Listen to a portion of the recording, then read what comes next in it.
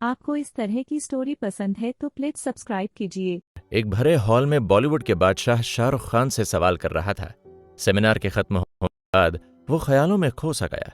जब उसकी टीम ने उसे खोया खोया देखा और उससे पूछा कि उसे आखिर हुआ क्या है, तो उसने बताया कि भरे ऑडिटोरियम में शाहरुख उसके साथ ऐसे बातचीत कर रहे थे जैसे कि वहां और कोई नहीं था, और वो सिर्फ उसी पर अपना पूरा ध्यान लगाकर उससे एक पर्सनल तौर पर बात कर रहे हैं।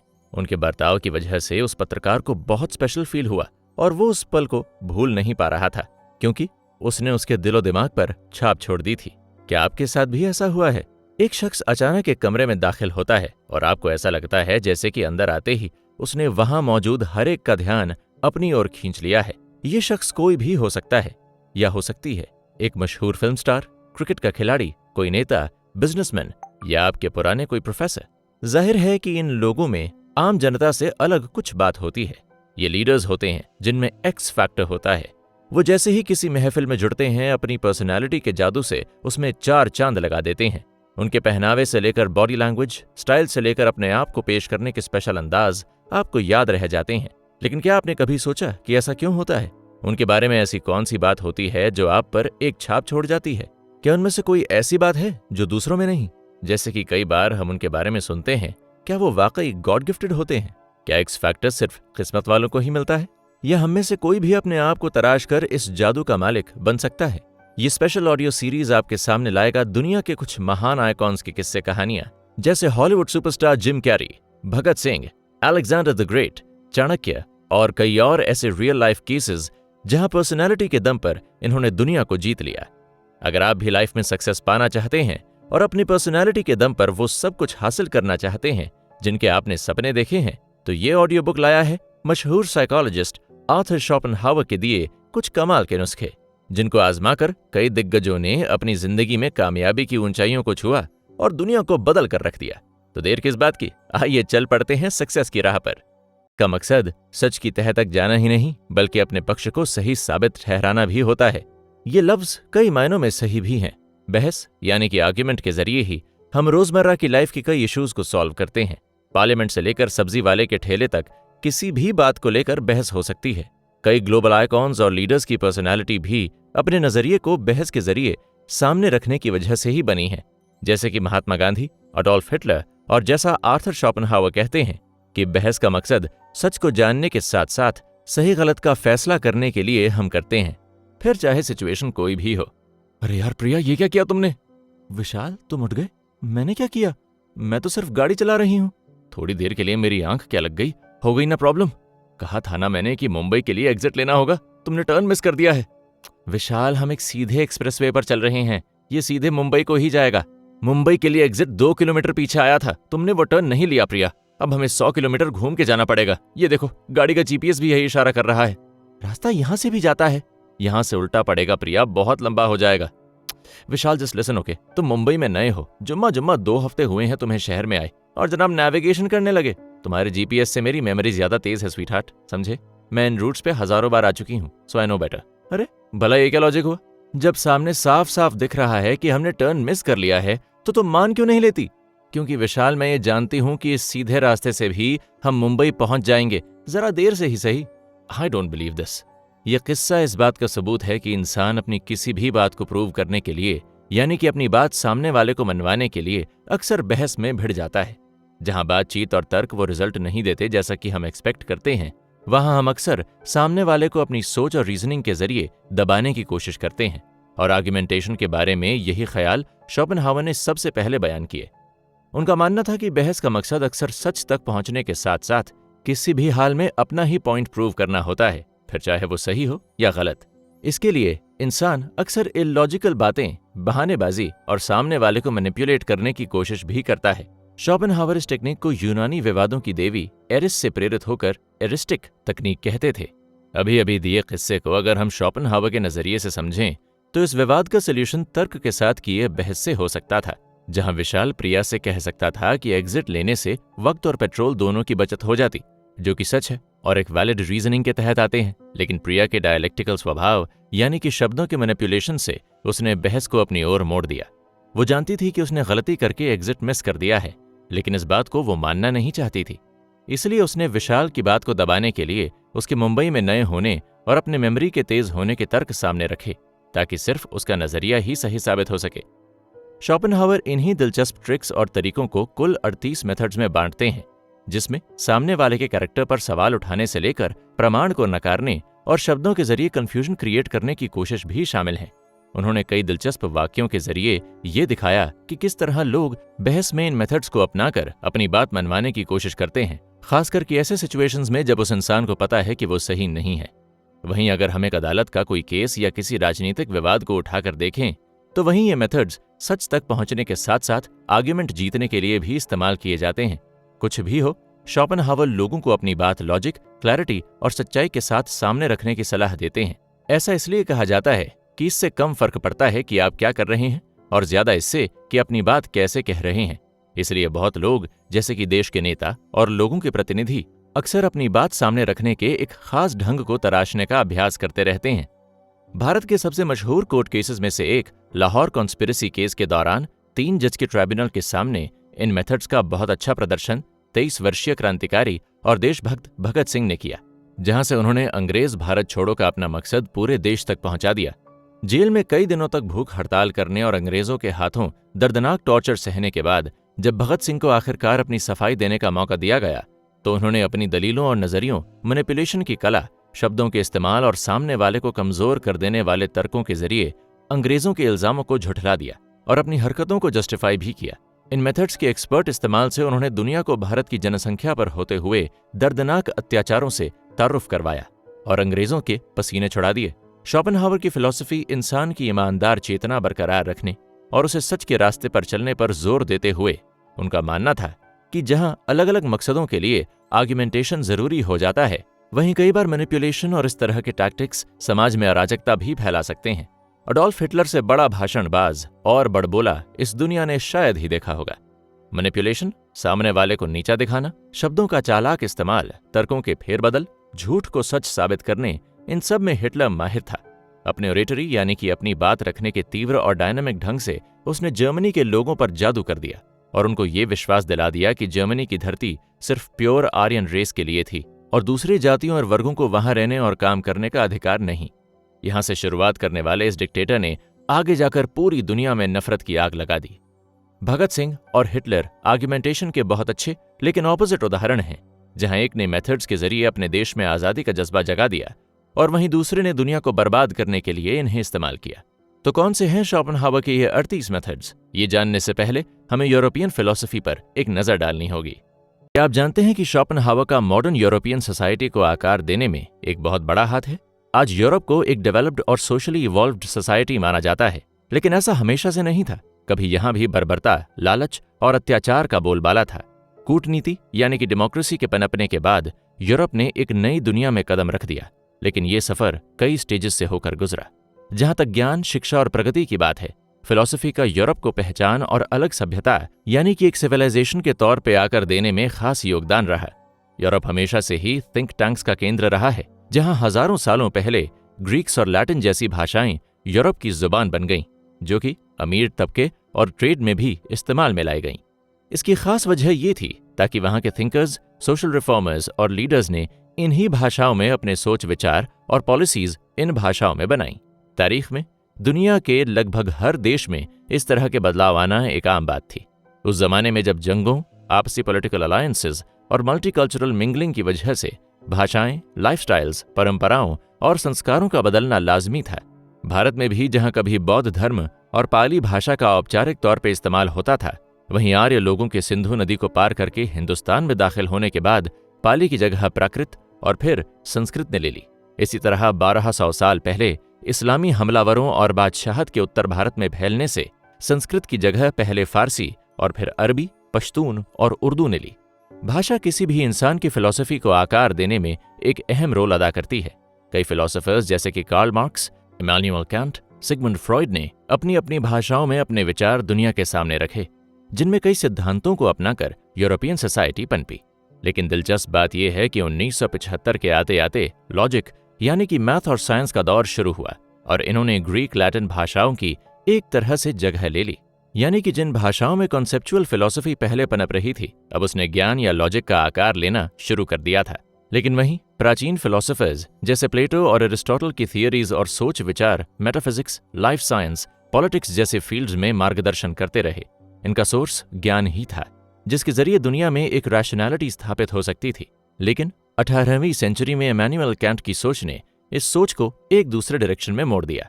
कैंट का मानना था कि आइडियाज स्पेस और टाइम जितनी ही जरूरी होते हैं, क्योंकि इसी से हम इस ब्रह्मांड की कई गुत्थियों को सुलझा सकते हैं। कैंट के सिद्धांत से दुनिया ने यह निचोड़ निकाला कि सिर्फ स्पिरिचुअलिज्म, धर्म और आस्था से ही इंसान की प्रगति नहीं हो सकती। वहीं इंग्लिश फिलॉसफी भी, जो कि अब एक अध्यात्म और धर्म के सिद्धांतों पर अपनी जीवन शैली को ढाल रही थी, कैंट के बाद उसमें भी तब्दीली आई। इंग्लैंड के कई थिंकर्स और लीडर्स रैशनल और लॉजिक की जननी साइंस को अपनाने लगे। इसका मतलब यह था कि बिना तथ्य के फैक्ट्स और थियरीज अब पुरानी सोच के अंतर्गत आने लगे। हालांकि इसमें भी जॉर्ज बर्कली जैसे अंग्रेजी फिलोसोफर्स थे, जिन्होंने अपने ट्रीटीज में कांट की थियरीज को एक परसेप्शन यानी कि सोच से ज्यादा तूल नहीं दिया। इस एक्सेप्शन के बावजूद अंग्रेजी फिलॉसफी ने वक्त के साथ पूरी तरह से पुराने सोच विचार को नए दौर में लॉजिक और एनालिटिक्स पर आधारित कर दिया। कैंट के बाद आने वाला दौर इंसानी तारीख में एक नया चैप्टर खोलता है, जिसमें ब्रह्मांड को लेकर हमारी पुरानी समझ, कॉन्सेप्ट्स, थियरीज और तथ्य सारे गलत साबित हुए। दोनों वर्ल्ड वॉर्स के दौरान और उस काल के बाद दुनिया में नए फिलोसोफर्स का दौर आया, जिन्होंने स्पिरिचुअलिज्म, रिलीजन के सिद्धांतों को मॉडर्नाइजेशन, डेवलपमेंट, इकोनॉमी और ह्यूमन अर्बनाइजेशन से बदल दिया। इसी दौर में दिलचस्पी से कई ऐसी इन्वेंशंस भी हुईं जिन्होंने इंसान की किस्मत बदल कर रख दी, जैसे कि steam engine, atomic fusion, computer science, space technology और बैंकिंग। अब ये सवाल उठता है कि इन सब में शोपेनहावर कहाँ फिट बैठते हैं। 19th सेंचुरी एक बहुत प्रोडक्टिव दौर रहा, जहां हेगल और मार्क्स जैसे रिफॉर्मिस्ट्स ने सदियों से चले आ रही सोच को डिबेट, क्रॉस लॉजिक और रैशनैलिटी के साथ बदल दिया। इसके कुछ सालों बाद ही शोपेनहावर का दौर आया, जिन्होंने पोस्ट कैंट दौर की विचारधारा में एक रेवोल्यूशन लाया। 20वीं सदी आते आते फिनोमेनोलॉजी ने लोगों का इमेजिनेशन कैप्चर किया। हर्सल ने अपनी थियरीज से इंसान और प्रकृति के बीच मैथ्स के जरिए कनेक्शंस और लॉजिक साबित करने का काम किया। उन्होंने ज्ञान एकत्रित करने पर अपने लेखों में बहुत जोर दिया और कहा कि ज्ञान ही इंसान के आने वाले कल का उगता सूरज लाएगा, न कि पुराने ख्यालात और परंपराएं। वहीं यूरोप में सोच विचार में एक बहुत बड़ा शिफ्ट सेकेंड वर्ल्ड वॉर के दौरान आया, जब हाइडेगर ने अध्यात्म से लोगों का ध्यान हटाकर गुजर रहे हालातों पर खींचा। उस दौर में पूरा यूरोप जंग की मार झेल रहा था और हिटलर की हिमाकत ने दुनिया की सच्चाई को बदल कर रख दिया था। ह्यूमन कंडीशंस ने पुराने ख्यालातों में एक बड़ी तब्दीली लाई, जिसमें प्रोग्रेस, इकोनॉमिक ग्रोथ और स्पिरिचुअल रीबिल्डिंग जैसे थीम्स लोग अपनाने लगे। प्राचीन यूनानी फिलोसोफर सोक्रेटिस ने अपनी सोच से यूरोप में यह सिद्धांत आम बनाया कि एक यूनिवर्सल ट्रूथ इंसान की सच्चाई है। लेकिन 20वीं सदी में लोगों ने इस बात को नकार दिया और चेंज यानी कि बदलाव को एक इंसानी सच के रूप में अपनाया। यही शोपेनहावर की सोच औरों से अलग लगती है। उन्होंने इसी दौर में अपने पर्सनल एक्सपीरियंस से सीखकर और इंसानी दुर्दशा, हालत और बदलाव की सच्चाई को मानकर अपने फिलॉसफी को ढाला। आज जो है वो कल नहीं, और जो कल है वो परसों नहीं होगा। ये दुनिया का नया सच बन गया। इसका एक बहुत दिलचस्प एग्जाम्पल है क्वांटम मैकेनिक्स की खोज।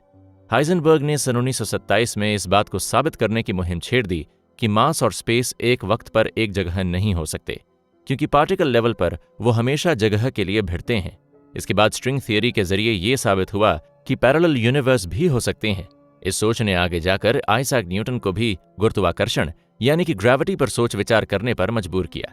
ऐसे ही कॉन्सेप्ट्स, विजडम और थियरीज में आते नए बदलावों के चलते दोनों वर्ल्ड वॉर्स के बाद इंसान के तजुर्बे और कर्म को इंसान की किस्मत का रास्ता बताया गया, जो कि शोपेनहावर की फिलॉसफी से काफी मिलती जुलती सोच है। इसी बदलाव ने फिर डेमोक्रेसी को सबसे ताकतवर सोशल एक्सपेरिमेंट के तौर पर प्रचार किया, जो कि पूरे यूरोप और वेस्टर्न वर्ल्ड में अपनाया गया। पुराने छोटे बड़े रॉयल किंगडम्स या तो बिखरने लगे या बड़े डेमोक्रेसीज में जुड़ गए।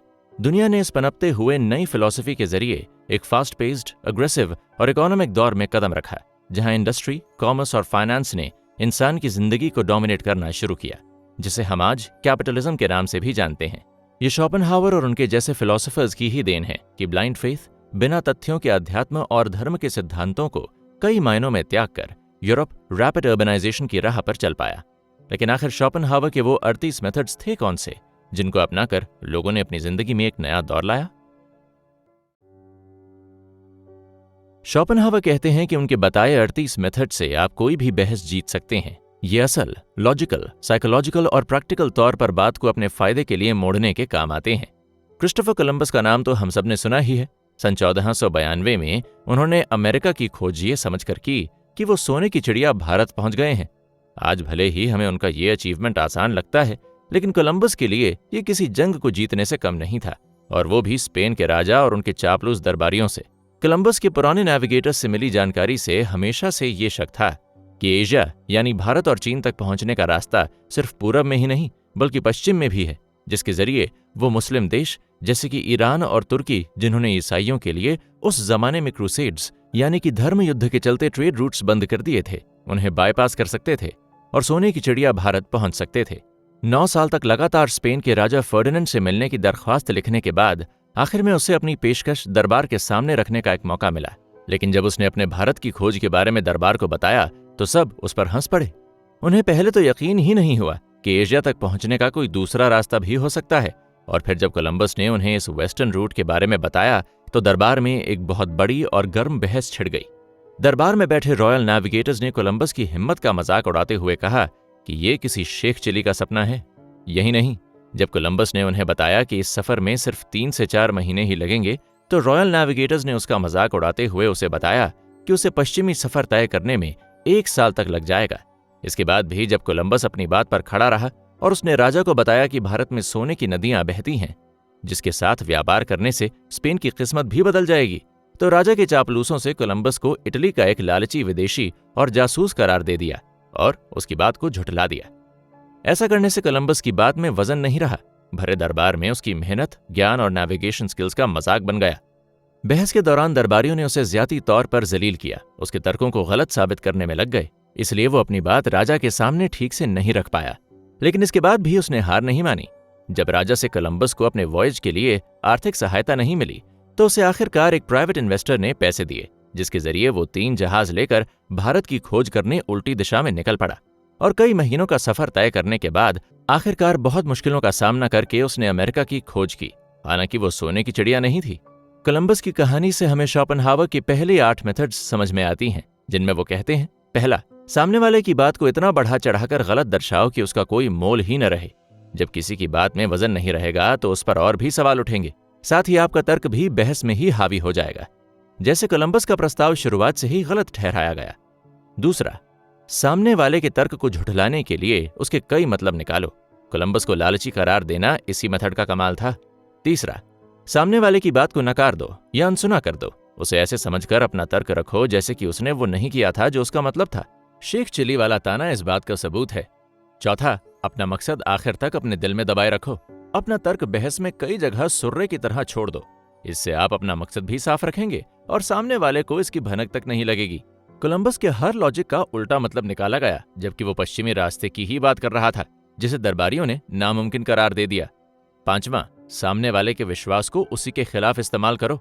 अगर वो आपकी बात से सहमत नहीं होता तो उसी का तर्क उसी के खिलाफ इस्तेमाल करो। कोलंबस के हिसाब से पश्चिमी सफर तय करने में 3 या 4 महीने ही लगते, लेकिन रॉयल नेविगेटर्स ने उसी के लॉजिक को गलत ठहराते हुए उसे 1 साल का लंबा सफर बताया। छठा, अपने सामने वाले के मकसद को झुठलाकर उसका कुछ और मतलब निकालो। कोलंबस को एक लालची विदेशी करार देकर उसकी बेइज्जती करना इसका सबूत है। सातवां, अपने तर्क को रखकर सामने वाले से कई सवाल करो जिनके जवाब शायद उनके पास न हो। सामने वाले की चुप्पी का मतलब आपकी बहस में जीत। दरबारियों ने कोलंबस से कई बेकार सवाल किए। उसके इटालियन और विदेशी होने पर उसे आड़े हाथों लिया, उस पर ऑपर्चुनिस्ट होने का इल्जाम लगाया और उसकी मंशा पर भी शक जाहिर किया। इन सब पर्सनल अटैक्स का कोलंबस के पास जाहिर से कोई जवाब नहीं था। आठवां, सामने वाले में गुस्सा पैदा कर दो। गुस्से में इंसान अक्सर लॉजिक भूल जाता है। उस जमाने में ज्यादातर लोग ये मानते थे कि पृथ्वी सपाट यानी कि फ्लैट है। ऐसे लोगों के तीखे सवाल, तानों और शक भरे नजरियों से कोलंबस को भरे दरबार में गुस्सा आ गया, जिसकी वजह से वो अपना तर्क ठीक तरह से रखना भूल गया और अपना मौका गंवा बैठा। गनीमत से कोलंबस को उस प्राइवेट इन्वेस्टर की मदद मिली, जिसके सहारे वो अमेरिका से सोने और वहां के कुछ स्लेव्स को वापस स्पेन के दरबार ला पाया, और नतीजन फर्डिनेंड की पत्नी क्वीन इजाबेला ने उसे 2 और सफर तय करने की ऑफिशियल इजाजत दे दी। लेकिन सवाल अब ये उठता है कि बहस के दौरान आप किस तरह सामने वाले के जवाबों को अपने फायदे के लिए तोड़ मरोड़ सकते हैं। शोपेनहावर अपने अगले 8 मेथड्स के जरिए इसी को दर्शाते हैं। तथ्यों को तोड़ना और अपने फायदे के लिए मरोड़ना कोई पॉलिटिशियन से सीखे, क्योंकि वो देश की जनता के रिप्रेजेंटेटिव्स होते हैं। इसलिए वो आए दिन अखबार, सोशल मीडिया और टेलीविजन पर बयानबाजी और अपने अपोनेंट की बातों को तोड़ मरोड़ कर अपने फायदे के लिए अपना ही मतलब निकालते रहते हैं। मकसद एक ही है, अपनी कही बात या अपने एक्शन को सही ठहराना। अपने अगले 8 मेथड्स में शोपेनहावर कहते हैं कि सामने वाले के सवालों के जवाबों से अलग समझ या बिल्कुल ही उल्टा मतलब निकलना चाहिए। अगर सामने वाला आपके सारे सवालों के गलत जवाब दे रहा है तो उसे आपके तर्क का उल्टा तर्क पेश करने को कहें। ये उसे कंफ्यूज कर देगा और उसे आखिर में आपका ही पक्ष मानना पड़ेगा। कंफ्यूजन में जब सामने वाला ठीक से अपना तर्क नहीं रख पाता तो कहीं ना कहीं उसे आपसे सहमत होना ही पड़ता है, लेकिन ऐसे में उसे अपनी बात मनवाने के लिए मजबूर न करें। आखिर में अपने पक्ष को सही पक्ष की तरह पेश करें। सामने वाले को लगेगा जैसे वो हमेशा से ही इस पक्ष को मानकर चल रहा था। अगर किसी खास चीज के बजाय यूं ही किसी आम टॉपिक पर बहस छिड़ जाए तो ऐसे में कोई एग्जाम्पल देकर या किसी किस्से के जरिए अपना तर्क पेश करना चाहिए जो कि आपके लिए ज्यादा फायदेमंद हो। अपने पक्ष को मनवाने के लिए सामने वाले के दिए पक्ष से उल्टा आपका एक पक्ष भी सामने रखना जरूरी है, ताकि दोनों पहलू सामने वाले को समझ आ जाएं। इससे उसे अपनी बात समझ आ जाएगी और वो आपसे सहमत हो जाएगा। कई बार इस बात का एग्जाम्पल हम स्पोर्ट्स में देखते हैं। एक बार एक क्रिकेट मैच के दौरान, जैसा कि आम बात है, शुरुआती 10 ओवर्स के बाद गेंद गीली और पिच धीमी हो गई। कैप्टन ने मौके का फायदा उठाने के लिए अपने स्पिनर को स्पेल देने में फायदा देखा। वहीं टीम के टॉप पेस बॉलर ने उनके पास आकर उससे कहा कि क्योंकि इस वक्त बैटिंग टीम एक अच्छे पोजीशन में है तो वो स्पिन को भी अच्छा खेलेगी, इसलिए उसे ही पेस स्पेल कंटिन्यू करना चाहिए। कैप्टन पेस बॉलर के लॉजिक पर हंसा और उससे कहा कि क्रिकेट में कॉमन सेंस है कि धीमी पिच पर स्पिनर को मौका दिया जाए। पेस बॉलर बिना कुछ कहे फील्डिंग करने चला गया। उस ओवर में स्पिनर को कई चौके और छक्के पड़े। हताश होकर कैप्टन ने पेस बॉलर को गेंद दी और उसने अपने ओवर में हैट्रिक लेकर बॉलिंग टीम को मैच जितवा दिया। पेस बॉलर ने कैप्टन के सामने अपना तर्क और उल्टा तर्क रखा, जिसको आजमाने के बाद कैप्टन को उसी का पक्ष समझ में आया।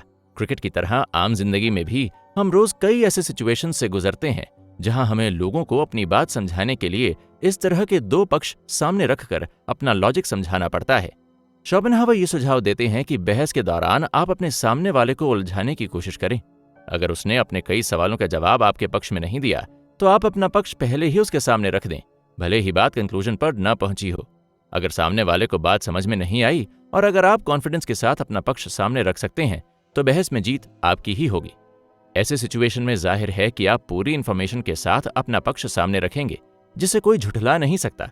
जहां बात आर्ग्यूमेंट जीतने की है तो वहां लॉजिक काम नहीं आता, वहां आपका टैलेंट और कॉन्फिडेंस कमाल कर जाएगा। कई बार ऐसा भी होता है कि जब हमारा एक अपना पक्ष होता है उसे हम बिना प्रमाण के नहीं रख सकते। ऐसे में कुछ समय के लिए अपने पक्ष को छोड़ सामने वाले के पक्ष पर ध्यान दें और उससे अपने लिए प्रमाण हासिल करने की कोशिश करें।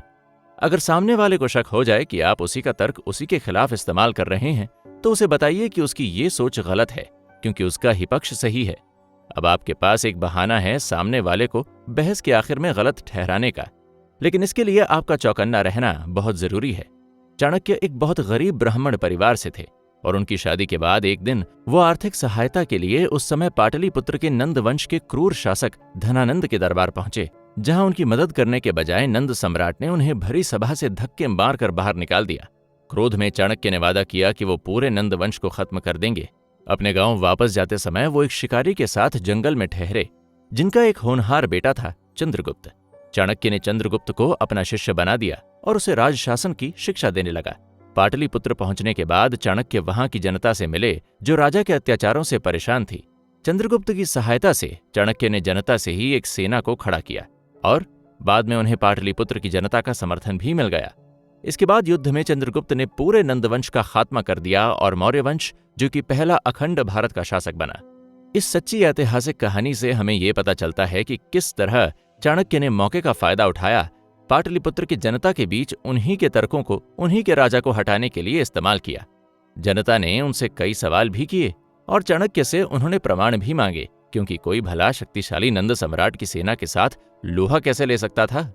इसके लिए चाणक्य ने जनता के बीच से ही एक सेना खड़ी की, जो कि अंत में विजयी हुई। शोपेनहावर कहते हैं कि जब सामने वाला अपना पक्ष रखे तो उसमें खामियां ढूंढें और उसके विचारों और कर्मों और कहे शब्दों के अंतर को दर्शाएं। अगर सामने वाला आपके तर्क को गलत साबित करने के लिए आपको गलत ठहराता है तो उसके तर्क का कोई दूसरा मतलब निकालिए जो कि आपके लिए फायदेमंद हो। इसका बहुत अच्छा एग्जाम्पल हमें महात्मा गांधी और सुभाष चंद्र बोस के बीच के आइडियोलॉजिकल डिफरेंसेस में साफ नजर आता है। महात्मा गांधी अहिंसा के पुजारी थे और बोस मानते थे कि क्रांतिकारी सोच विचार और हिंसा यानी भारत की एक सशक्त सेना खड़ी करके ही अंग्रेजों को भारत से खदेड़ा जा सकता है। दोनों के पक्ष अपनी अपनी जगह पर ठीक ही थे। जहां बोस गांधी के तर्कों को पैसिव ठहराते, वहीं गांधी बोस के तर्कों को एडवेंचरस बताते। कई बार दोनों ने एक दूसरे को उनके तर्कों के उल्टे तर्क सामने रखकर एक दूसरे को गलत साबित किया। भले ही दोनों के रास्ते बिल्कुल अलग हों, लेकिन इन दोनों महान हस्तियों का मकसद एक ही था, देश की आजादी। शोपेनहावर कहते हैं कि बहस किसी के बीच भी हो सकती है, आम इंसान से लेकर महानुभावों के बीच, और आए दिन होती भी है। हम में से हर कोई सामने वाले के लॉजिक और आर्ग्यूमेंट को गलत साबित करने की कोशिश करते हैं, लेकिन मकसद हमेशा एक ही होता है, हमारे पक्ष को सही ठहराना। लेकिन जब बहस में आपकी हार निश्चित हो तो उसे पलटने के लिए क्या किया जाए? शोपेनहावर को फिलोसोफर ऑफ पेसिमिज्म इसलिए कहा जाता था क्योंकि किसी चीज की सिर्फ पॉजिटिव को वो नहीं देखते थे, बल्कि पूरे सिचुएशन को समझकर कमजोरी को ताकत में बदलने में वो यकीन रखते थे। अपने शुरुआती दिनों में यूरोप में घूमते हुए उन्होंने ये देखा कि गरीब मोहल्लों, गलियों और बस्तियों में लोग अपने मसले अक्सर बातों को तोड़ मरोड़ कर, दूसरों को मैनिपुलेट करके और अपनी कमजोरी को एडवांटेज में बदल कर लेते थे। एक गरीब के पास पुलिस के पास जाने या एक वकील हायर करने के न तो पैसे हुआ करते थे और न ही वक्त। शोपेनहावर ने अपने ट्रैवल्स के दौरान पर्सनल लेवल पर भी इन मेथड्स का अनुभव किया, जो कि रोजमर्रा की जिंदगी में रिलेटेबल है। प्रिया, मुझे तुमसे कुछ बात करनी है। हाँ कहो ना, किस बारे में? क्या तुम मुझसे सच्चा प्यार करती हो? ये किस तरह का सवाल हुआ विशाल? आज अचानक ये क्यों पूछ रहे हो? क्यों, तुम इसका जवाब देने में इतना हिचकिचा क्यों रही हो? Is everything all right? मैं हिचकिचा नहीं रही हूँ। ये बहुत अजीब सा सवाल है जिसका जवाब ऑब्वियस है। हम साथ रहते हैं, सब कुछ एक साथ शेयर करते हैं, तो इससे क्लियर जवाब क्या हो सकता है? बात को घुमाओ मत, वही ऑब्वियस जवाब मैं सुनना चाहता हूँ। यस आई लव यू विशाल, लेकिन डू यू लव मी? क्योंकि अगर ऐसा होता तो शायद तुम ये सवाल मुझसे इस तरह नहीं करते। क्या? ये तुम कैसे कह सकती हो? मैंने तो तुमसे इसलिए पूछा क्योंकि मैंने तुम्हें आज करण के साथ देखा। तुम उससे क्यों मिलने गई थी? क्या कहा तुमने? करण और मैं? हाँ बोलो, तुम करण से क्यों मिलने गई थी? ऐसे ही, वो मेरे कॉलेज का दोस्त है और हम कई सालों बाद आज मिले। मेरे पेरेंट्स भी उसे अच्छी तरह जानते हैं। हमारे बीच ऐसा कुछ नहीं जैसा कि तुम समझ रहे हो। मैं कुछ नहीं समझ रहा हूं, तुम मुझ पे गलत इल्जाम मत लगाओ। श्योर विशाल, तुम्हारी कोई गलती नहीं है, इट्स जस्ट कि तुम्हारी जेलसी अब साफ साफ बयान कर रही है। क्या मैं और जेलस? ऐसा तुम सोच भी कैसे सकती हो? तुम मुझ पे शक कर रही हो? ओह वाह, मैं शक कर रही हूं। ठीक है, ऐसा ही समझ लो। प्रिया कम ऑन, मुझे लगा तो मैंने पूछ लिया, इसमें बुरा मानने वाली कौन सी बात है? Vishal, I think we need a break, मैं जा रही हूं।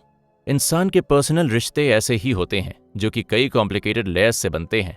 सालों का फासला तय करने के बाद दो लोगों के बीच एक स्पेशल बॉन्ड तब बनता है जो विश्वास, एक दूसरे पर भरोसा और कद्र पर खड़ा होता है। लेकिन कई बार रिलेशनशिप्स की उम्मीदों पर खरा उतरना बहुतों के लिए ऐसा हो जाता है जैसे कि किसी ऊंचे टाइट रोप पर चलना। बैलेंस बिगड़ा और सब कुछ खत्म।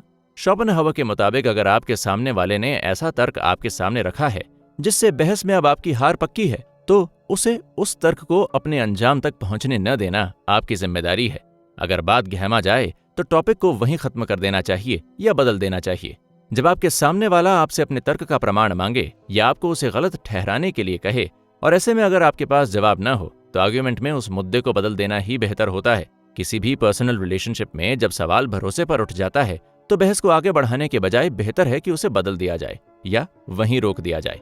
शोपेनहावर कहते हैं कि इंसान अक्सर बहस के दौरान दूसरे की बातों को कम आंकने पर फोकस्ड रहता है। किसी को सही या गलत ठहराते वक्त इस बात का ख्याल रखना चाहिए कि अगर आप सही हैं तो सामने वाले की बात की तरह ही उसे नजरअंदाज कर दिया जाए, क्योंकि यहाँ सच से ज्यादा आपकी जीत ही आपका इनोसेंस प्रूव करेगी। जब विशाल ने प्रिया से करण से मिलने का शक जाहिर किया तो प्रिया ने उससे सच कहकर उसकी बात को कम आंका।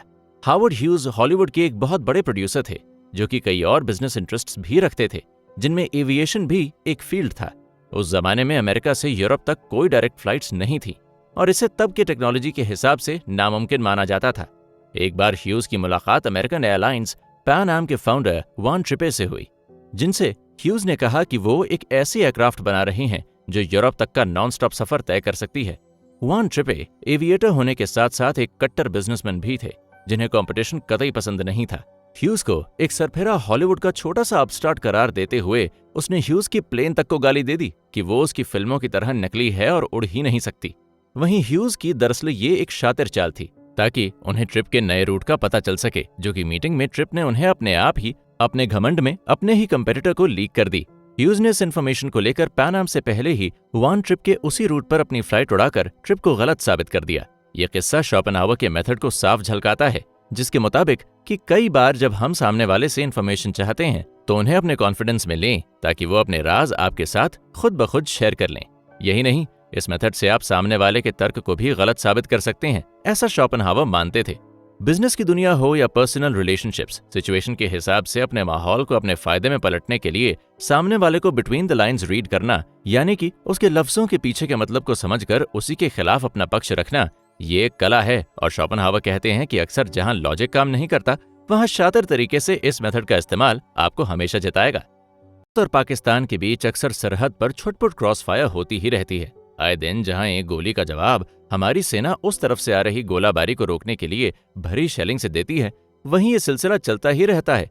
ये दरअसल दोनों के बीच आंख में आंख डालने का खेल होता है कि कौन पहले अपनी पलकें झपकेगा। दूसरे शब्दों में कहा जाए तो ईंट का जवाब पत्थर से दिया जाता है। ये तो बात हुई दुश्मन देश और सरहद पर तैनात उनके बीच लगातार बढ़ते और पनपते तनाव की, लेकिन हम सबकी आम जिंदगी में भी कई बार ऐसे सिचुएशंस आ जाते हैं जब सामने वाला हम पर ऊंची आवाज में बोलकर हम पर हावी होने की कोशिश करता है।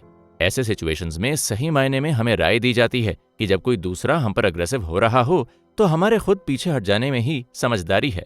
भैंस के आगे बीन बजाने से कोई फायदा नहीं है ना? लेकिन फिलोसोफर ऑफ पेसिमिज्म शोपेनहावर कहते हैं कि जब बहस के दौरान आपको लगे कि आपके कमजोर तर्क के दम पर सामने वाले को आपकी हार नजदीक दिख रही हो और वो अपनी आवाज बुलंद करके आप पर हावी होने की कोशिश में हो, तो बजाय पीछे हटने के आपको भी अपनी आवाज उतनी ही या उससे भी बुलंद कर लेनी चाहिए।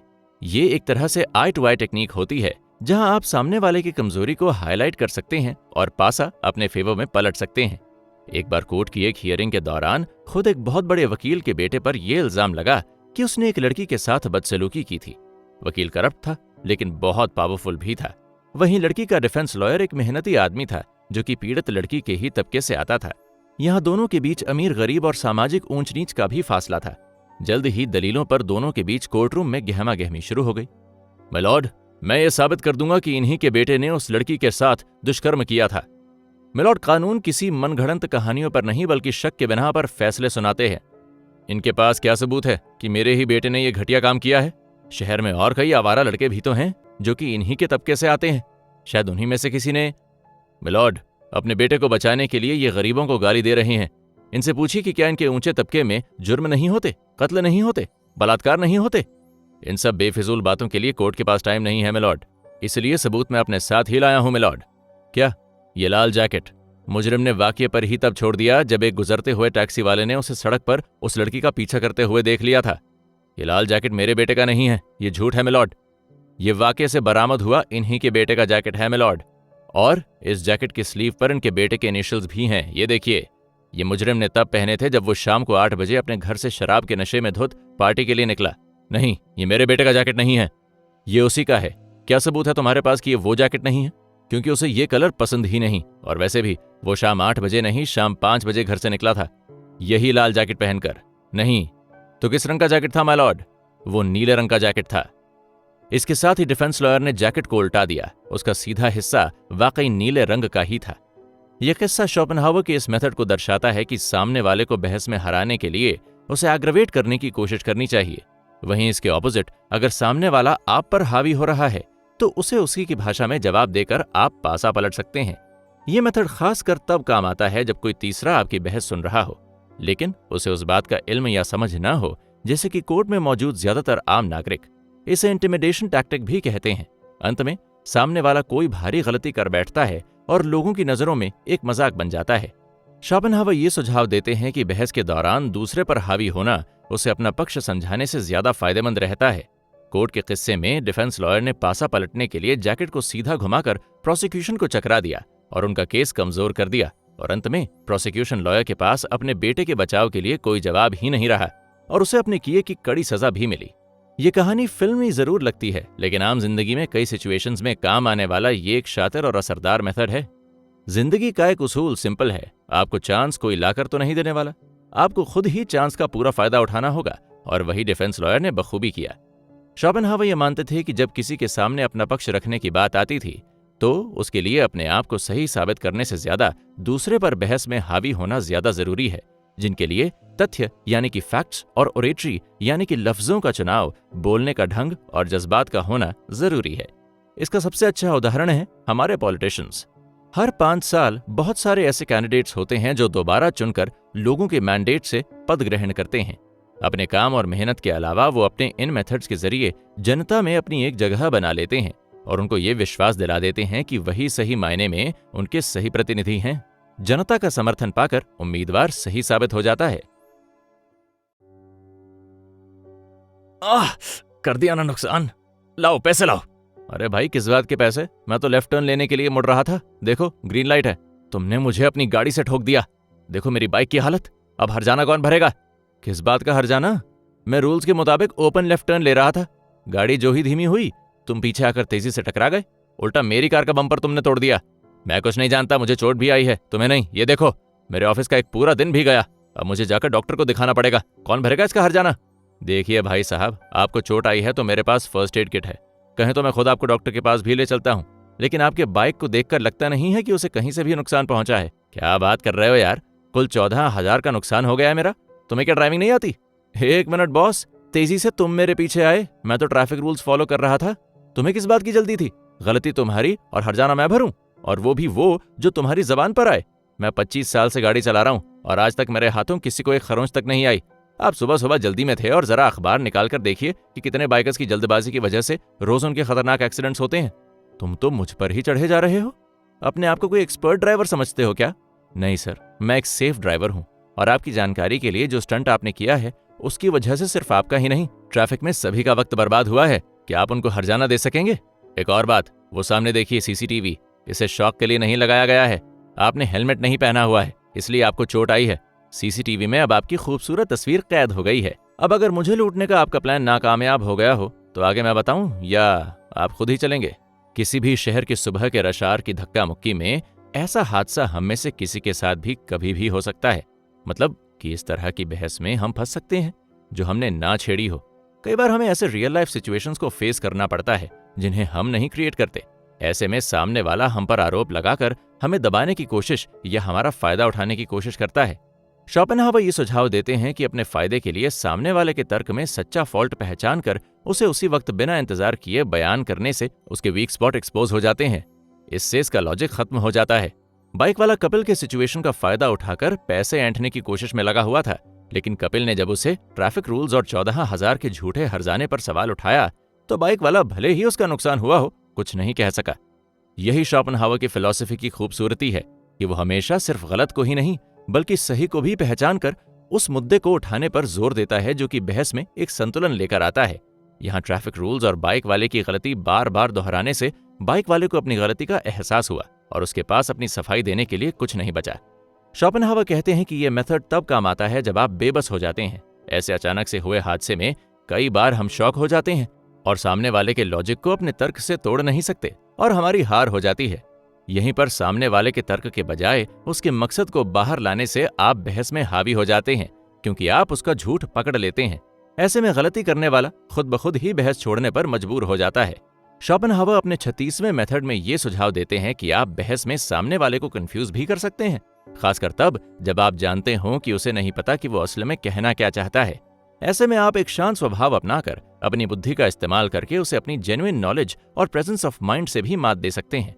कपिल ने बाइक वाले को फर्स्ट एड देने का जिक्र किया, साथ ही उसे डॉक्टर के पास ले जाने और अपने ट्रैफिक रूल्स फॉलो करने के बारे में भी उसे बताया। जहां बाइक वाले की जबरदस्ती ना चल सकी, वहीं कपिल की बुद्धि और शांत स्वभाव ने उसका साथ दिया। अपने आखिरी 2 मेथड्स में शोपेनहावर सुझाव देते हैं कि अपने सामने वाले से ऐसे बहस करनी चाहिए ताकि उसके पास अपना तर्क रखने की कोई वजह या सबूत न बचे। कपिल ने सीसीटीवी का जिक्र करके बाइक वाले की बात को झुठला दिया और उसे प्रॉब्लम में डाल दिया। वहीं देखने वाले भी कपिल के साथ ही थे जिन्होंने ये हादसा अपनी आंखों के सामने होते देखा था। आखिर में शोपेनहावर कहते हैं कि अपना तर्क सफलता से रख पाने की मुहिम में हमें जो रास्ता मिले हमें वो इख्तियार करना चाहिए, क्योंकि सामने वाला भी यही करेगा। जब कपिल पर बाइक वाले ने पर्सनल अटैक किया तो कपिल ने भी उसे सबका वक्त और दिन बर्बाद करने के लिए जिम्मेदार ठहराया। दरअसल शोपेनहावर के 38 मेथड्स इंसान की किसी भी आर्ग्यूमेंटेटिव सिचुएशन को जीतने के लिए जरूरी हैं। लोग कहते हैं कि जिंदगी एक रेस है और हम नहीं तो कोई और ये रेस जीत जाएगा। बजाय ये सोचने के कि फेयर एंड स्क्वायर खेला जाए, शोपेनहावर जीत पर फोकस करके बहस छेड़ने और करने की सलाह देते हैं। जिंदगी में काफी स्ट्रगल और प्रॉब्लम्स होते हैं, हालांकि ये मायने रखता है कि हम इन पर कैसे रिएक्ट करते हैं। शोपेनहावर इच्छा यानी डिजायर को कंट्रोल करने और जिंदगी से रिनंसिएशन यानी कि त्याग देने पर जोर देते हैं। वहीं इसके नीचे जिंदगी की तकलीफों से हुए मेड अप रिएक्शंस और उनसे होने वाले बदलावों को एक्सेप्ट करने पर जोर देते हैं। फॉर एग्जाम्पल, किसी दुख को हंसकर टाल देना हमें लाइफ को ज्यादा सीरियसली न लेना सिखाता है और आगे बढ़ने की मोटिवेशन देता है। नीत्शे शायद इंसान के लिए इंस्पिरेशन ढूंढने के लिए ऐसी सोच रखते थे। शोपेनहावर का मानना था कि कुछ लोगों के पास दूसरों से ज्यादा आसान, कंफर्टेबल और लग्जूरियस लाइफ होती है, लेकिन सच तो यह है कि हर इंसान किसी न किसी चीज को लेकर जिंदगी में स्ट्रेस्ड रहता ही है। हालांकि मटेरियल कंफर्ट इनमें से कुछ दुखों से उसे निजात टेम्पररी दे देती है। शोपेनहावर जहां ये मानते थे कि इंसान की सफरिंग उसके कंडीशन और एक्सपीरियंसेस से आकर लेती है, वहीं नीत्शे मानते थे कि सफरिंग इंसानी हकीकत है जिसे झुठलाया नहीं जा सकता, लेकिन उससे सीखकर एक अच्छी जिंदगी बनाई जा सकती है। अब सुनने वाले के मन में ये सवाल उठता है कि जिंदगी में तकलीफों के बने रहने की क्या क्या वजह हो सकती है और इसकी तरफ हमें क्या एटीट्यूड रखना चाहिए। इस सवाल का एक असरदार जवाब शोपेनहावर ने यह कहकर दिया कि जिंदगी एक ऐसा ऑक्यूपेशन या व्यवसाय है जो लागत यानी कि इन्वेस्टमेंट को कवर नहीं करता। उनका मानना था कि ह्यूमन डिजायर्स उन्हें हासिल करने की तुलना में हमेशा ज्यादा ही रहेंगी। ठीक उसी तरह जैसे कि आप रात के आसमान में भले ही सारे तारे गिन क्यों न लें, लेकिन आपको उतने ही अनगिने तारे फिर नजर आ जाएंगे। सामाजिक नजरिए से उनके कहने का मतलब ये था कि सोसाइटी में एक इक्वल स्टेट कभी नहीं लाया जा सकता। नीत्शे ने एक पीढ़ी बाद लिखते हुए शोपेनहावर को क्रिटिसाइज किया। उन्होंने सफरिंग रियलिटी को मानते हुए ये कहा कि दुख के साथ इंसान का टकराव उनकी जिंदगी की तरफ एक अलग तरह का नजरिया पेश कर सकता है, ठीक वैसे जैसे एक हथौड़ा और टूल्स जिससे कोई अपने लिए पंखों का एक नया जोड़ा बना सकता है।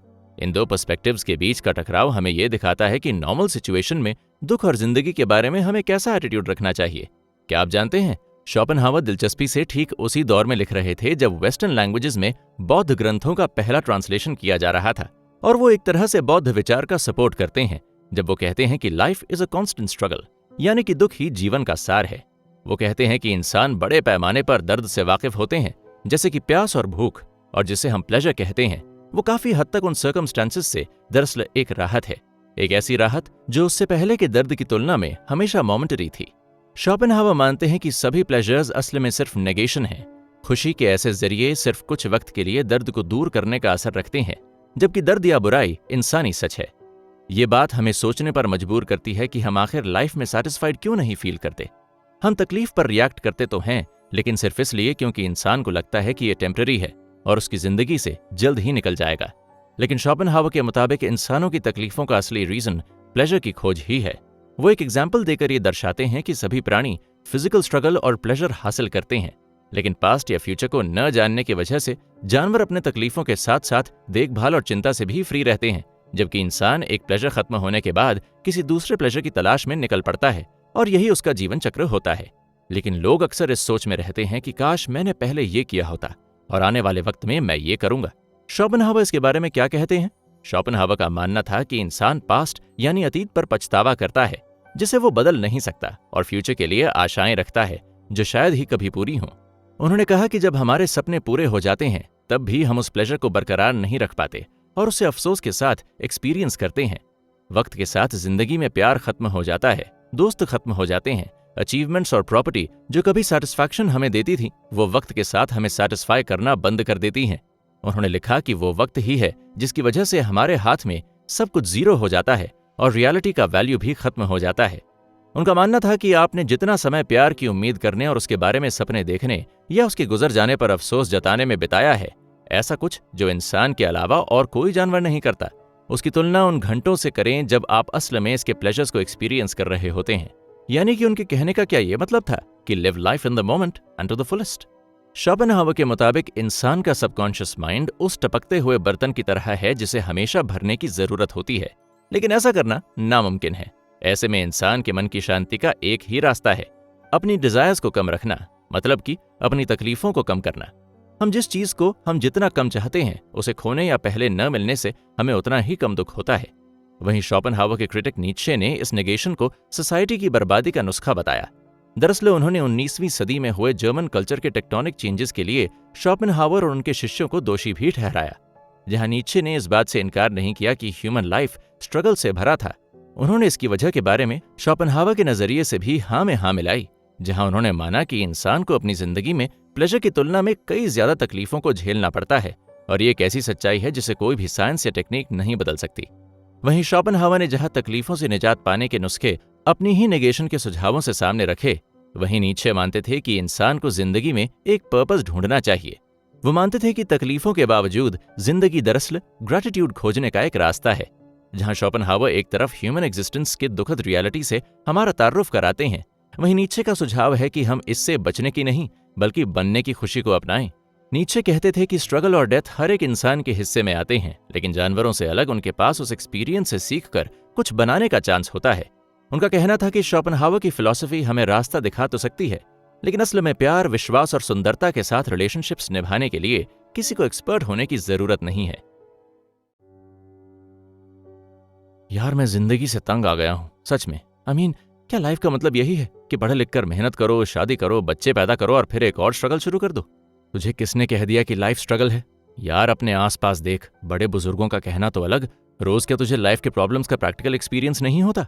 ऑफ कोर्स होता है रोहित। सुबह अपनी मर्जी के बजाय ऑफिस की मर्जी से उठना, फिर rush hour traffic, local train, गर्मी, भीड़, शोर शराबे में धक्का मुक्की, ऑफिस पहुंचकर बॉस को इम्प्रेस करने का स्ट्रगल।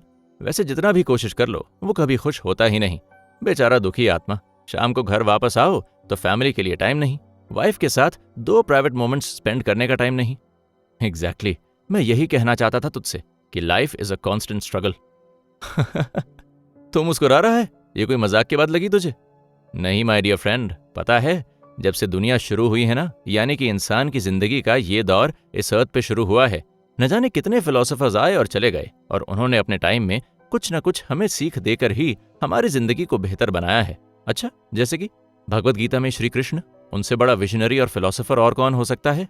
यदा यदा हि धर्मस्य ग्लानिर्भवति भरता अबुद्ध्यानाम अधर्मस्य तदात्मानं सृजान्यहम् पित्राणाय साधूनाथ विनाशाय च दुष्कृता धर्म संस्थापार्थया संभवानी युगे युगे। जानते हो, चाहे कोई भी फिलोसोफर क्यों ना आ जाए, लेकिन जिंदगी का एक बहुत बड़ा सबक है कि सारी तकलीफों, दुखों और दर्दों से निजात पाने का एक ही उपाय है। जल्दी बता यार, जिससे मैं अपने प्रॉब्लम्स को खत्म कर सकूं। कर्म। वो तो मैं कर रहा हूं विजय। ये है तेरी एडवाइस? वाह, तुमने पूरा नहीं सुना।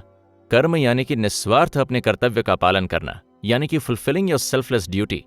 भगवान श्री कृष्ण से लेकर गौतम बुद्ध, गुरु नानक से लेकर स्पेनावर, सभी ने लाइफ के पेन से रिलीफ पाने का एक ही इलाज बताया है, एफर्ट। रिजल्ट की चिंता यानी कि प्लेजर के पीछे न भागकर अपना रोल अदा करने के सेटिस्फैक्शन पर ध्यान, यही लाइफ का सबसे बड़ा प्लेजर है। बात तो तेरी सही है, लेकिन क्या शोपेनहावर को फिलोसोफर ऑफ पेसिमिज्म नहीं कहा जाता? वो इसलिए क्योंकि जहां बाकी के उस दौर के थिंकर्स लाइफ के आसान उपायों को ढूंढने में अपनी सोच सामने रखते थे, वहीं शोपेनहावर इंसान के लाइफ की तकलीफों के रूट कॉज को हैंडल करने के लिए उपाय देते थे, जैसे कि कम एक्सपेक्टेशंस, मटेरियल गेन और पोजेशंस का खात्मा, लालच और वासना का त्याग। तुम्हें ताज्जुब ये जानकर होगा कि शोपेनहावर की फिलॉसफी के फाउंडेशंस भी हिंदू एंशिएंट टेक्स्ट्स जैसे कि हमारे 4 वेदों, उपनिषदों, बौद्ध ग्रंथों और भगवत गीता से ही लिए गए हैं। वाह यार, यानी कि भारतीय मूल सिद्धांतों ने यूरोपियन फिलॉसफी को जन्म दिया। बहुत हद तक, लेकिन कई हजारों सालों से यूरोप भी दुनिया के कई थिंक टैंक्स का सेंटर भी रहा है।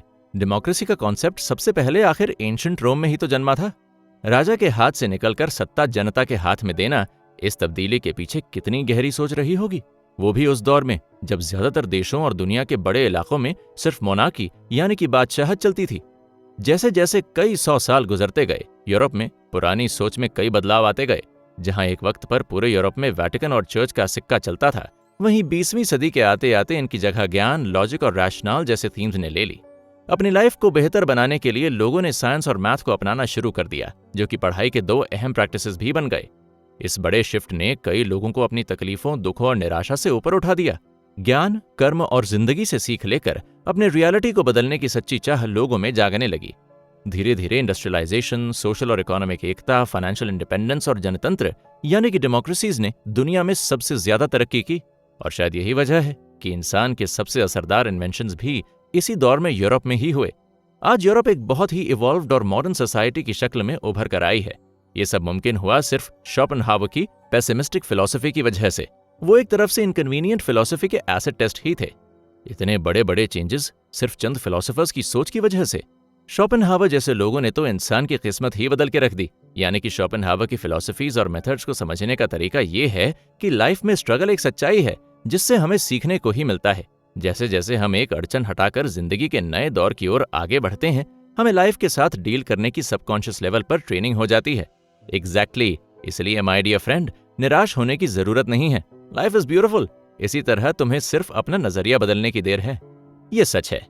शोपेनहावर की फिलॉसफी का असर 18वीं सदी में पूरे यूरोप और वेस्टर्न फिलॉसफी पर एक गहरा छाप छोड़ गया। ऐसा कहना गलत नहीं होगा कि पश्चिमी देशों की इंडस्ट्रियलाइजेशन, इकोनॉमिक सक्सेस, डेवलपमेंट और प्रगति में शोपेनहावर का एक बहुत बड़ा हाथ है। शोपेनहावर की टेक्निक्स ने लोगों को जज्बाती तौर पर बहस और अपनी बात निडर होकर कहने की प्रेरणा दी, जैसे कि होमियम अटैक्स, जो सामने वाले को जज्बाती तौर पर कमजोर कर उसे अंडरमाइन करने की चाल थी। वहीं शोपेनहावर इंसान की बुद्धि की सीमा से बहुत अच्छी तरह से वाकिफ थे। उन्होंने अपनी जिंदगी में ये देखा था कि इंसान किन सिचुएशंस में किन वजहों से आकर मानसिक तौर पर टूट जाता है। ऐसे में उन्होंने कई तबकों में लोगों को मसलों का हल झूठी बहस, गलत इल्जाम और दूसरों की ऑनेस्टी और इंटेग्रिटी को ललकार कर हल करते हुए देखा था। वो समझ गए थे कि इंसान की फितरत होती है अपना फायदा, दूसरे का नुकसान, अपने आप को सही ठहराना और सामने वाले को झुठलाना। उनकी नजर में बहस का ये एक अहम लॉजिक था, जिसकी वजह से उन्हें एक निराशावादी दार्शनिक भी कहा जाता है। वो बहस को जीतने के लिए काम में लाने जाने वाले पैतरों जैसे कि इंटिमिडेशन यानी कि जोर जबरदस्ती, ऊंची और बुलंद आवाज, झूठे तर्कों को दोहराना, मैनिपुलेशन, किसी की चुप्पी और तथ्यों के उलटफेर पर जोर देते थे, क्योंकि असल जिंदगी में किसी भी सिचुएशन में इंसान इन्हीं ट्रिक्स का इस्तेमाल करता है।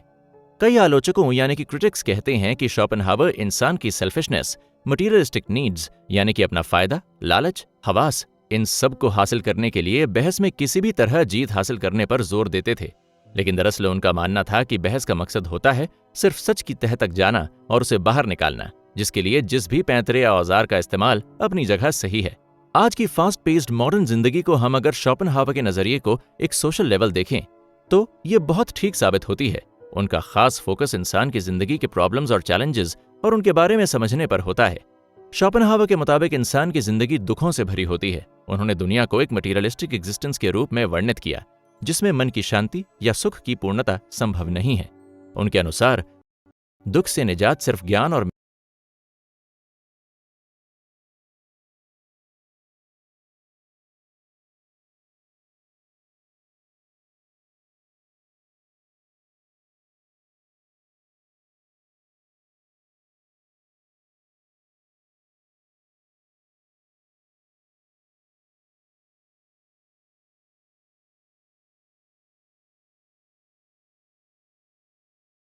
ही मुमकिन है। मॉडर्न एज में जहां पर्सनल और सोशल प्रॉब्लम्स, स्ट्रेस, जिंदगी के उतार चढ़ाव और सामाजिक असंतोष बढ़ रहे हैं, वहीं शोपेनहावर की फिलॉसफी बहुत जरूरी भी है। वे अपने सोच विचारों के जरिए सोसाइटी में एक ट्रांसफॉर्मेशन, उन्नति और लोगों को पर्सनल सेटिस्फैक्शन के लिए एक आंदोलन करते दिखाई पड़ते हैं। उनके मुताबिक सच, सहानुभूति और संयम के सहारे ही हम वास्तविक सुख को प्राप्त कर सकते हैं। आज शोपेनहावर के सिद्धांतों को लागू करना बेहद जरूरी हो गया है। व्यक्तिगत और सामाजिक तनाव को कम करने के लिए हमें उनके विचारों को अपनाने की कोशिश करनी चाहिए। उनके सिद्धांत हमें दुख के साथ सहन करने की क्षमता और जीवन में बैलेंस बनाए रखने के लिए इंस्पायर करते हैं। सिचुएशन कोई भी हो, पर्सनल रिलेशनशिप, सोशल एनवायरनमेंट, दो देशों के बीच में तनाव, हर हाल में सही साबित होने और अपनी बात और तर्क के लॉजिक को बिना झिझक सामने रखना आज पहले से और भी ज्यादा जरूरी हो गया है। आपको इस तरह की स्टोरी पसंद है तो प्लीज सब्सक्राइब कीजिए